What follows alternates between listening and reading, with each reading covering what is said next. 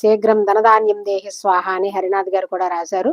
అంతేనండి, చాలా మంచి మంత్రాన్ని రాశారు. రాజుగారు, అమ్మా నేను కోరుకునేది ఒక్కటే అమ్మా, ఎందుకంటే నాకు తల్లిదండ్రులు లేని జన్మని ఇచ్చిండు దేవుడమ్మా. ఆ అమ్మ అని పిలుచుకొని నాకు తల్లి లేదు, తండ్రి లేడు, ఎందుకంటే భగవంతుడు తల్లి తండ్రి మీరు నాకు అమ్మా నాన్న రూపంలో ఉన్నారని ఇంతకు ముందు కూడా చెప్పావమ్మా. చాలా బాధ అనిపిస్తుంది నిజంగా. ఆ రోజు ఏదో హడావిడిగా చదివాను కానీ తర్వాత నేను ఆలోచిస్తే బాధ అనిపించింది. తల్లిదండ్రులు లేని లోటంటే అది చాలా బాధ, అంతకు మించిన బాధ, అంతకు మించిన నరకం ఈ సృష్టిలోనే మరొకటి లేదు.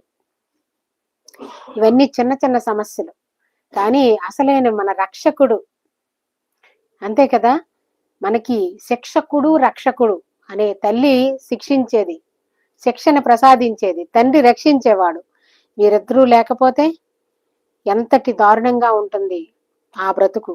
నాకు చాలా తెలుసమ్మా అది. మా అమ్మగారికి కూడా అమ్మ లేదు చిన్నప్పుడు. ఆమె ఎన్ని కష్టాలు పడిందో మాతో ఎప్పుడు షేర్ చేసుకునేది, ఎప్పుడు కూడా చాలా బాధపడుతూ ఉండేది. అది ఎంత లోటు అంటే మరి ఇంకా తల్లి స్థానంలో ఎవరిని ఊహించకూడదు, ఊహించలేము.